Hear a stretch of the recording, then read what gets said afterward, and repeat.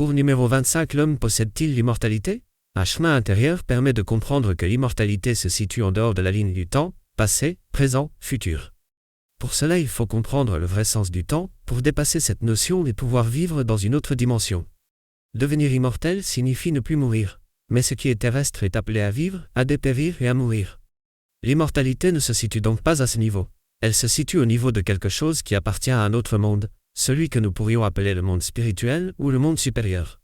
L'être humain possède ce que l'on pourrait appeler un premier corps, celui qu'il possède à sa naissance. Il est composé du corps physique, centre du mouvement et centre des instincts, du corps de vie ou corps éthérique, centre sexuel, du corps astral, centre des émotions, et de ce qu'en anthroposophie on appelle l'esprit ou le moi inférieur, centre intellectuel. Au moment de la mort, ce premier corps disparaît.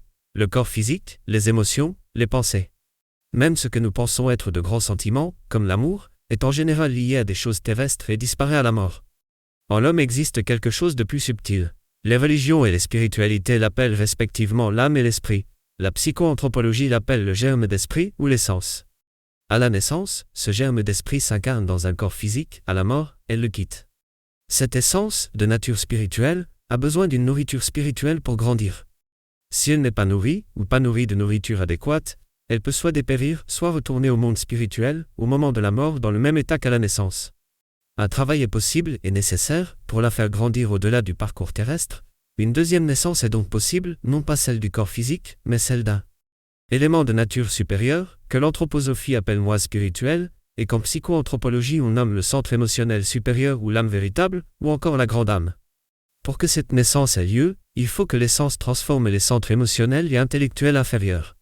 Ensuite, il peut encore y avoir une troisième naissance, celle du centre intellectuel supérieur, que l'anthroposophie nomme l'esprit de vie, parce qu'il naît de la transformation des forces de vie du corps éthérique ou centre sexuel. C'est la naissance du troisième corps de l'être humain. La transformation du corps physique peut encore se poursuivre et donner naissance à un quatrième corps, l'homme-esprit. Dans le mysticisme chrétien, on parle à ce sujet de l'union mystique, totale, avec Dieu. Les deux centres supérieurs, émotionnels et intellectuels, se trouvent alors reliés entre eux. Ainsi chaque centre inférieur peut donner naissance, après transformation, à un corps supérieur. Lorsque cette transformation a été menée à son terme, l'être humain a donné naissance à ce qui en lui est immortel, qui n'est plus matériel, ni au niveau du corps physique, ni à celui des énergies vitales, des sentiments ou des pensées. C'est ce que le Christ, dans l'histoire de Nicodème, appelle une deuxième naissance. Quand le Christ ressuscite, ce n'est pas dans son corps de chair, mais dans un corps qui a d'autres potentialités, par exemple celle d'apparaître physiquement en certains lieux à certains moments. Le Bouddha avait également cette faculté, Saint Colomban également. Ceci correspond simplement à un esprit qui a acquis certains pouvoirs sur la matière, ceux de recréer, de synthétiser, ou de reconcentrer la matière, dans ce cas.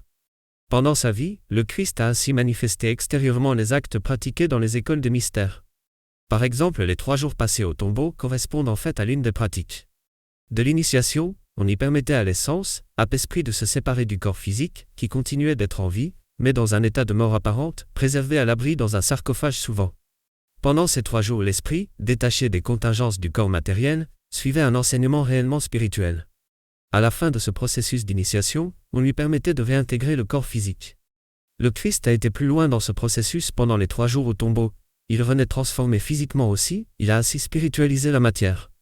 C'est le principe que l'on retrouve dans toutes les spiritualités, toutes les écoles de sagesse.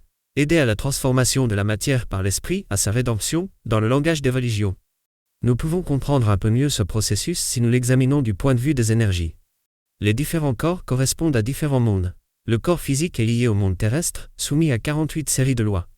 Le deuxième corps, corps astral transformé, ou centre émotionnel supérieur, est lié au monde des planètes, sous l'influence de 24 lois. Le troisième corps, corps de vie ou corps éthérique transformé, est lié aux forces de vie, solaires, régies par 12 séries de lois.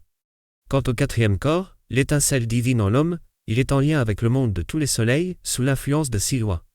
Quelqu'un qui a réussi à développer tous les éléments de sa nature supérieure est en contact avec les lois de ces mondes supérieurs et est capable d'agir, d'avoir un pouvoir, sur tous les niveaux situés en dessous de ceux-ci.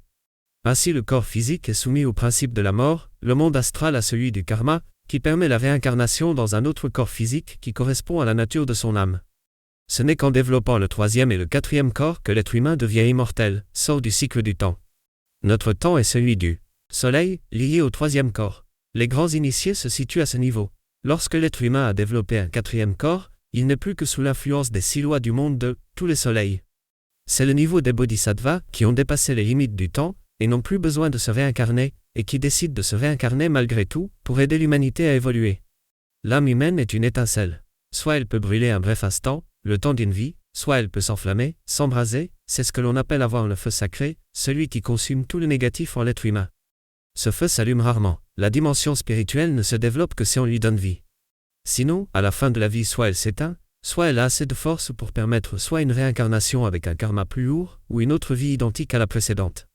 Donc les athées ont raison quand ils pensent que la vie s'arrête à la mort, puisqu'ils n'ont rien cultivé de supérieur. Les spiritualistes ont raison quand ils prétendent qu'il existe quelque chose au-delà de la mort, mais parfois ils oublient que cela n'existe réellement que s'ils le développent, s'ils lui donnent vie. Tout le monde a donc raison, mais à son niveau. La mécanique humaine fonctionne bien, sans rien faire de spécial. Mais l'autre niveau nécessite de faire des efforts. Il faut gagner son immortalité, la mériter. C'est un travail de longue haleine, il suffit d'avoir commencé à suivre un chemin intérieur pour le constater. Car l'essence de l'être humain se trouve recouverte de toutes sortes de voiles dès l'âge de 2 ou 3 ans sous l'influence de l'éducation et des expériences de la vie. Pour commencer à faire naître à nouveau cette essence, un long travail est nécessaire pour voir l'une après l'autre ces différentes couches qui la recouvrent.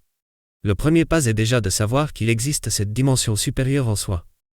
Seulement alors, la désidentification devient possible.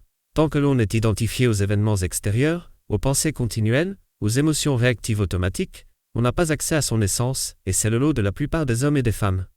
Même si par ailleurs ils peuvent réaliser de très belles choses, ils ne développent pas leur essence, car les buts de la personnalité et ceux de l'essence sont très différents. Au début d'un chemin spirituel, les buts qu'on se fixe sont dictés par la personnalité, devenir meilleur, apprendre de nouvelles connaissances, etc. Ce n'est que lorsque peu à peu l'essence se développe par un travail que les véritables buts supérieurs se révèlent. C'est le travail d'observation, mais aussi la méditation et le travail de compréhension, qui éclairent peu à peu les différents aspects de la personnalité, et qui permettent d'affaiblir son influence et de la dépasser. Alors l'essence, de plus en plus forte, peut se manifester davantage et décider des buts réels sur le chemin.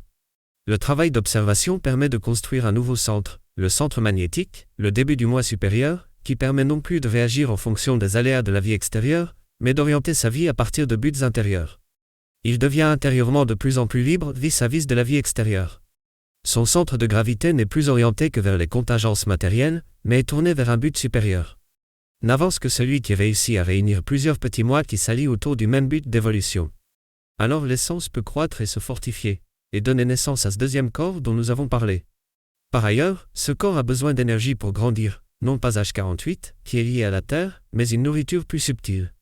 Il s'agit d'une part de H24, liée au monde des planètes, celui du karma, et dont l'être humain possède une certaine quantité au départ, et d'autre part de H12, une énergie qui est du niveau du monde solaire.